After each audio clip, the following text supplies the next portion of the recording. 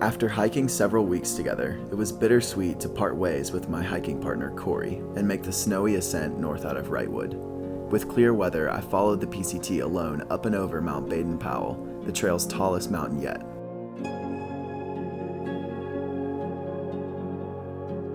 When I first began hiking, one of the biggest challenges for me was being alone with my thoughts day after day.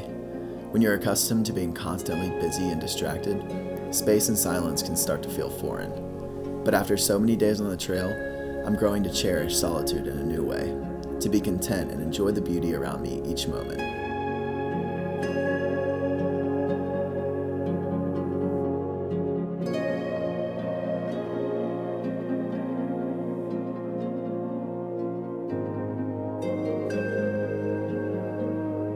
As mountains turned back into desert, I was surprised to be reunited with a northern migration of painted lady butterflies, in numbers larger than I'd ever seen. I can't help but wonder if these are some of the same butterflies I saw in my first weeks on the trail.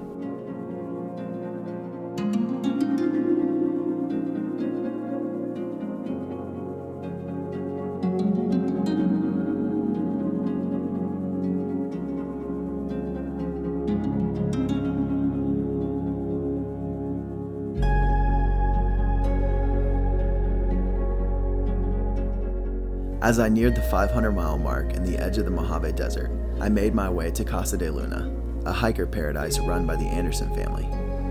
I was excited to meet trail angels Joe and Terrie, who for years have extended free hospitality to hikers in their own home in the town of Green Valley. In 1999, we met a couple walking down the street, invited them in for dinner. And they came in and we spent probably 2 or 3 hours talking to them. They were really interesting. And that's when we kind of decided, well, we need to meet more of these interesting people who are out here walking on this trail. Our first year, we only saw 40 people. And we'll see 40 a day here for a while. If I had to guess how many hikers we'd seen over the last 20 years, it's gotta be 10,000, I don't know, just guessing. There's been a lot. So when the hikers first arrive here, number one guideline is to hug Terrie. Number two is go get a Hawaiian shirt. We want people to be able to come in, relax. The other thing is we want people to feel like they're at home, because they are home.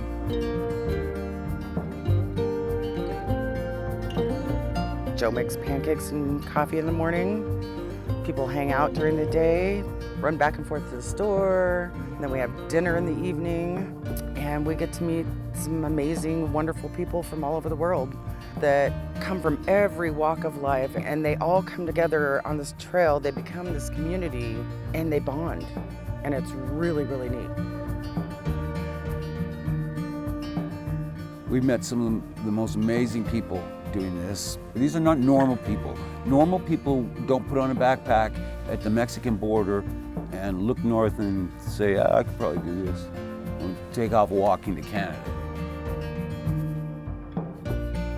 Here at Casa de Luna, one of the activities that's become very popular is rock painting. And somehow rocks started getting painted. And it caught on, and now we're the proud owners of thousands of painted rocks. And there's some amazing artwork, almost like a little museum. I don't know what we're gonna do when we move, though. Yeah, when you're walking through the magical Manzanita Forest, it's just like a series of kind of mystical mazes. It's really cool. Every hiker can find a rock and then paint it, their trail name, some inspirational quotes, some cool art, and then kind of leave behind a little mark. Now that the hikers have, painted the rocks, they're everywhere. If you have hippie daycare, you gotta have arts and crafts, right? It is really awesome. They just open up everything to all these hikers and expect nothing. And I think when you just meet people like that, it's very humbling.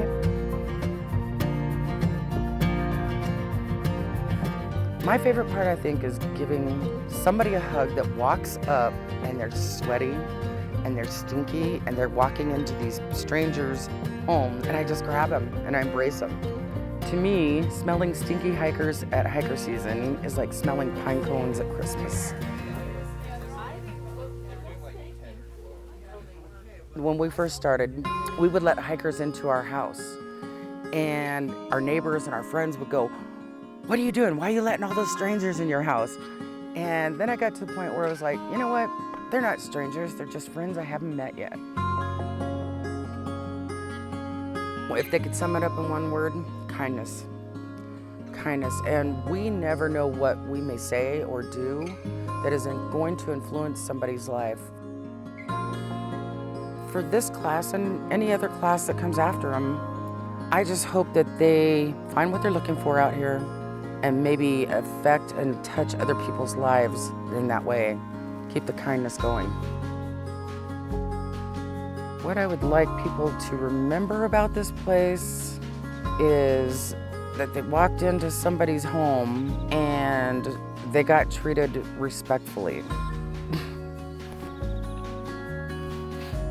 And I hope they remember that and that they can carry that on and do that for others. And when we do quit doing this, it's gonna be hard. It's gonna be hard. It's gonna be so different because I've done this half of my life now. I was young when we started doing this. Class of 2019, have fun and enjoy every day. Don't wait for something. Don't be waiting for it. It's happening right now.